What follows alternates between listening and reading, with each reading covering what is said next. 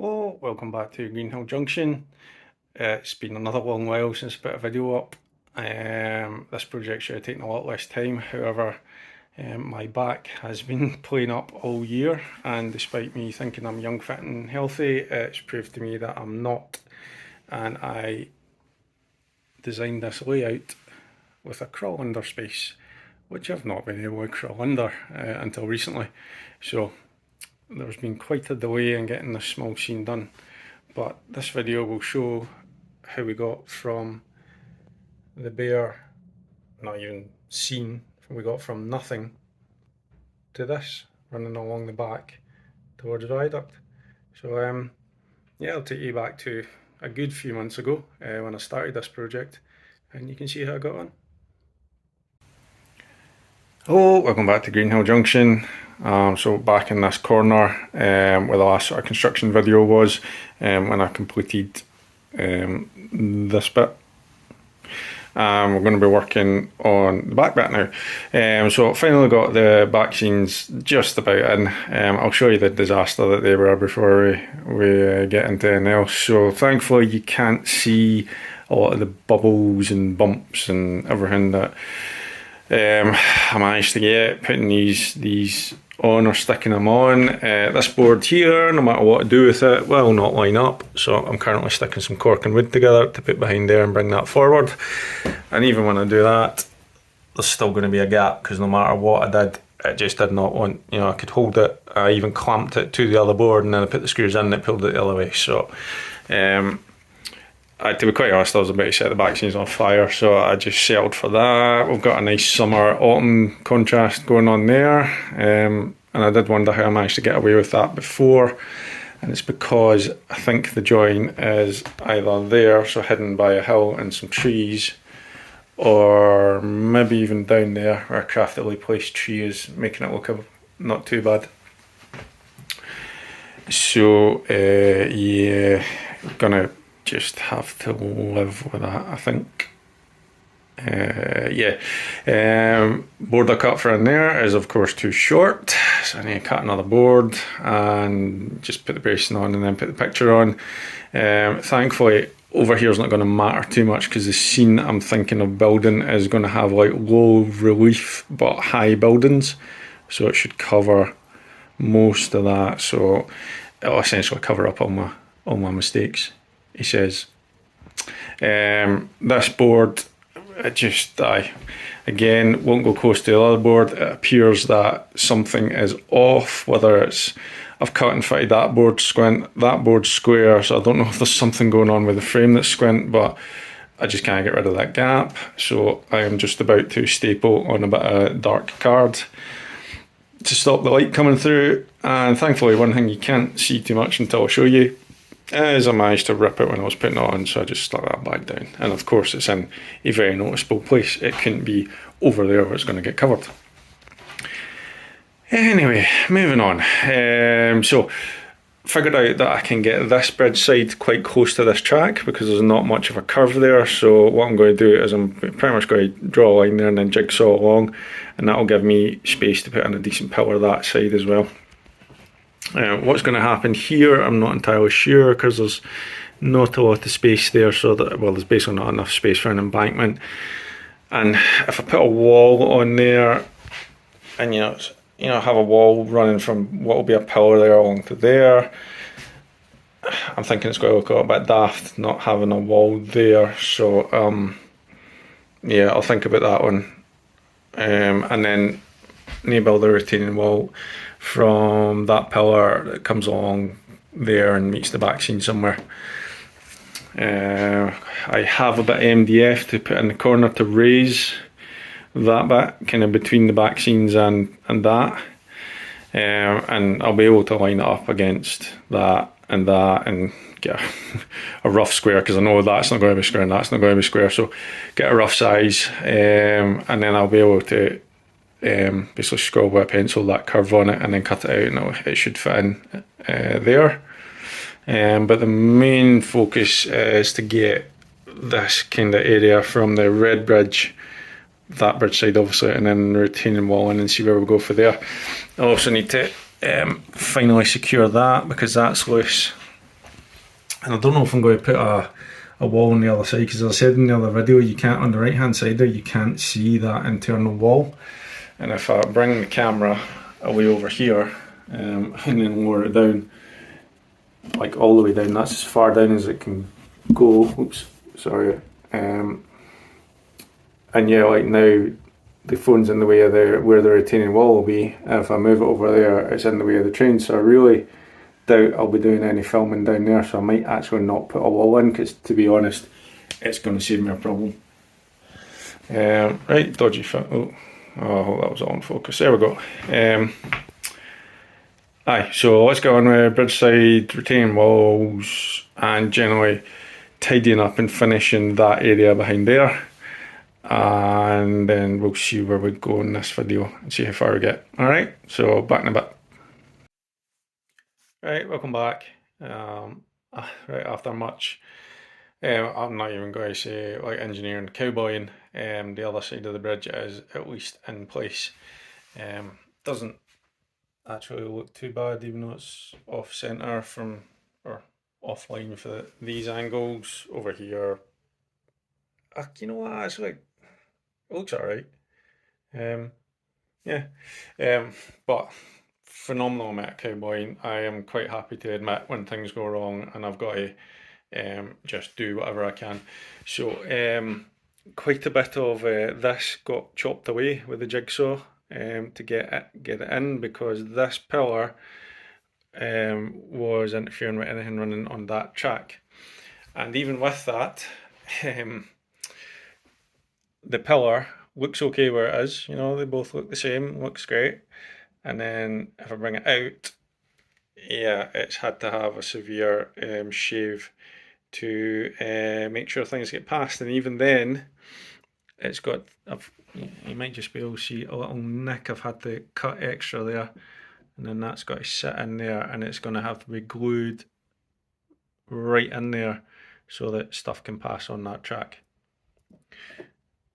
But as I said, I mean, that's probably the best angle, or the only angle you're going to get, or I'm going to get, of stuff, you know, coming along that bit there, so you can't actually see the absolute cowboyed effort that I've done. So I get that stuck in, make sure things definitely run past it, and I am not putting a wall on that side of the tunnel, because you're just not going to see it, and that would further complicate what has already been a 2-day process to get that side fitted in. Yeah, get moving on with embankments and stuff like that down here.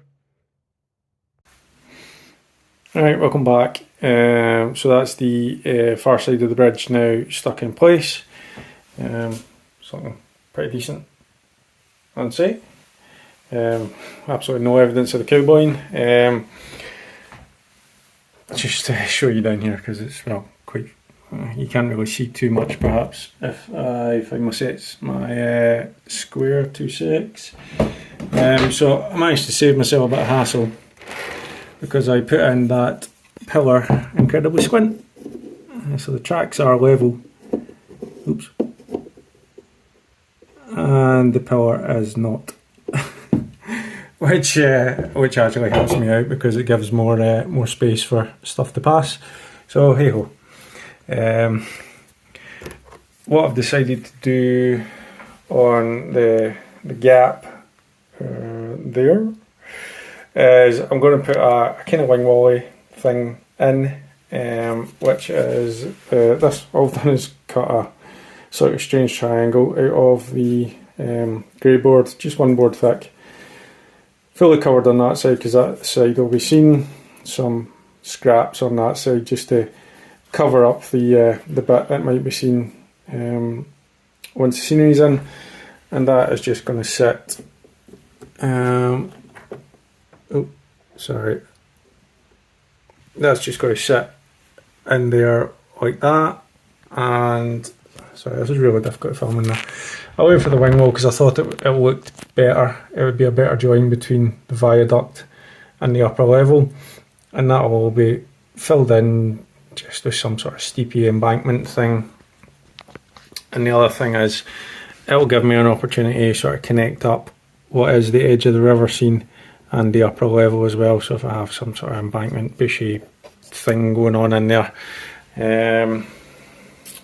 I did toy with the idea of having a wall right across there, but I just wasn't happy with it. It wasn't working for me, so I'm going to go with this, and it will all get capped off with the Metcalfe paving stones, just like all of this, once the embankment's in.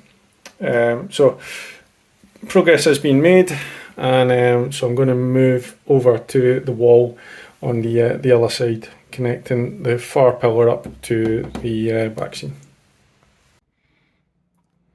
Okay, a bit more progress. Got all the back scenes in.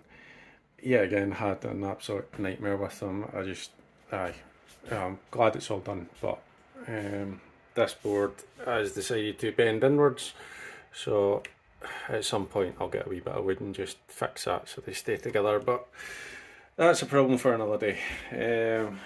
Got the wood cut to bring that back up to level, and you can see some doodles there, or some measuring it for what's going to become a small industrial scene, but that's definitely going to be the next video. Again, leveling issues. This is high here and it's a wee bit low here, but some tactical paper mache is going to cover that up. No problem at all. Round the back, so built a small wing wall with a pillar on the end, just the way I always do, just a sheet of the grey board with the red paper on, and started the embankment just with some card, and that's just about to get all paper mached. Over here, sort of changed things a little bit, so I wasn't happy with just the triangle, so I re-engineered it with that straight bit, and then there's the slope all the way down to join the viaduct. And if I can actually get this in film, I've literally just painted and stuck on that bit of card there to cover up the gap, because the plan is to essentially just stuff a whole load of bushes and things like that in there to fill up this gap, because it's just too steep to get any form of embankment in. So that's where we're at. So I'm about to start paper mashing, and pretty much try and get that embankment looking like this embankment, so it looks like one complete scene, and just, you know, finish off stuff like filling that bit, so it all sort of ties into the viaduct and things. So really it's just a bit of paper mashing and scenic work, and then that'll do it for this video, I think. Right, welcome back. I just kind of fired on with the scenery because I was in the mood, and I've pretty much got this finished. So I'll take you in closer. So the light here is really bad. My room light's back behind me, and I'm next to the window. So, and it's kind of, this cutting is sheltered from both light sources. So we'll go to the embankment first of all. So it was just a case of paper mache in it, like I always do. Loads of brown paint, loads of PVA. And then base coating of, it's all woodland scenic stuff, so it's like the fine turf soil, fine turf earth, I think it is, coarse scatter, and then I've built a kind of rough hedge along the back scene, just using the two different colours of bushes, which looks quite effective and ties in with the back scene, and covers that wee gap I had there as well. Down next to the track, what I do is I get a wee tub and I get some ballast, some of the fine turfs, the earth and the soil, and some coarse turf, the green stuff, mix it all together, and then over just like half a centimetre from the ballast into the scene, I just sprinkle PVA it and sprinkle it down, and it just means that instead of having a sharp end to the ballast and then I start with the green, you get that kind of mix of scenes, so it just makes it flow a bit better, I think. There's a little bit of static grass down here, you can't really see it because I wanted it kind of rough scrubland, and again got the big bushes in, which is just this stuff. I've showed you it before. This stuff here, got a massive box of it from my garden centre ages ago. It's kind of foamy stuff. I don't know what it is. And I just spray that with the extra hold hairspray, and then cover it in coarse turf, and then just plonk it in. And to me, it looks quite effective. Bushes. All the wing walls have been topped off with the paving stones, including up at the bridge side. Again, along here, I just use that mix to fill in the little gaps there. This embankment, so the best way to film this is from above, but I have absolutely stuffed it with big bits of that that kind of foamy stuff and just stuck it in, and it covers that quite well. I'm sorry, there really is no other angle to get a good picture of that embankment from. And then to tie it all in, again, I've just stuck in random bushes to sort of tie all that in. So I was going for, you know, essentially this has been two scenes I've created, but I wanted to make it look the one scene. So if I take you from there to there, I think I've achieved that quite nicely. It all looks the same sort of foliage. We've got the same bridge, the same walling.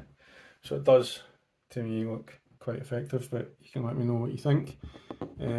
And like I say, that's about the best angle you can get down there, but again, that's going to look quite nice seeing the trains coming in and out. Next project is up here, but that'll be hopefully the next video, once I get the buildings and stuff I need to do in there. And again, I've paper mashed all the way along the back scene and then painted it brown right the way down to there, which I did years ago when I put the incline in.